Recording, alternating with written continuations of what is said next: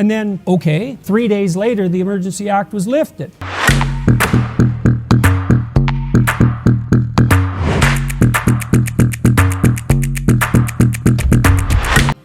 It has to stop. The people of Ottawa don't deserve to be harassed in their own neighborhoods. They don't deserve to be confronted with the inherent violence of a swastika flying on a street corner, or a Confederate flag, or the insults and jeers just because they're wearing a mask. That's not who Canadians are. Well, he's lying, and I'm not. That's a big part of the issue. I don't believe that he ever says a word that's true from what I've been able to observe. It's all stage acting. He's crafted a persona. He has a particular instrumental goal in mind, and everything is subordinated to serve that. The same motivation that's generally typical of people who are narcissistic, which is to be accredited with moral virtue in the absence of the work necessary to actually attain it. You know, the swastika thing, it's like really about Canadians. Really, we're going to be worried about Nazis in Canada? Because I had protests, for example, where people accused me of attracting Nazis. First of all, that just isn't a thing in Canada. There isn't a Nazi tradition.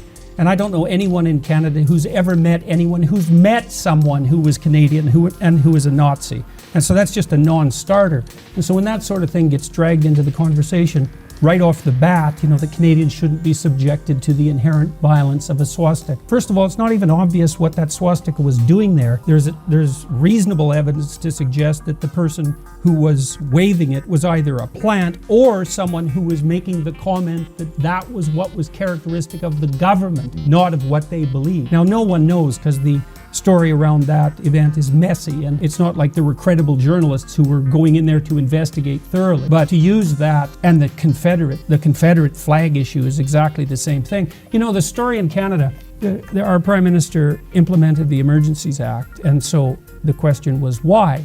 And so I went on Twitter when this was trending and read at least 5,000 Twitter comments to try to get a sense. These were people who were supporting Trudeau in his application of the Emergencies Act. And I was trying to figure out, okay, well, what do they believe is happening? And the story seemed to be, and this is as far as I can tell, and maybe I'm wrong, the story was something like, "Make America Great Again." Conservative Republicans on the pretty far right, were attempting to destabilize Canadian democracy. And so my question was, well, what makes you think they care, first of all, about Canada and its democracy? And second, why in the world would they possibly do that? You need a motive for a crime like that. And that was at the same time the CBC was insisting, the Canadian Broadcasting Corporation, which is subsidized by the Liberals to the tune of $1.2 billion a year, was insisting that most of the money that the truckers raised was foreign financed. If it wasn't the bloody Russians, then it was the American conservatives. And so that all turned out to be a complete lie. And so fine, it's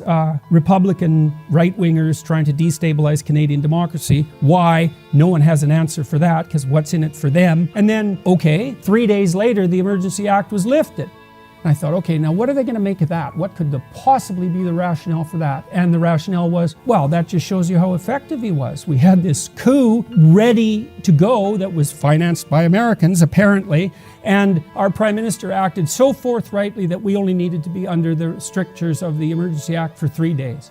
It's like, okay, I don't even know what sort of world I exist in where those things are happening. So, and then Canadians, why do Canadians buy this to the degree they do? And I think they're faced with a hard choice, because in my country, for 150 years, you could trust the basic institutions. You could trust the government. It didn't matter what political party was running it. You could trust the political parties, right from the socialists over to the conservatives. The socialists were mostly union types, and they were trying to give the working class a voice. And honestly so, you could trust the media. Even the Canadian Broadcasting Corporation was a reliable source of news.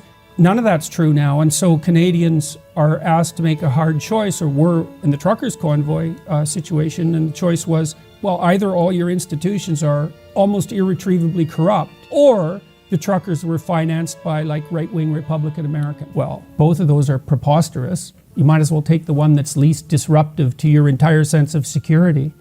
And so I think that's what Canadians did, mostly.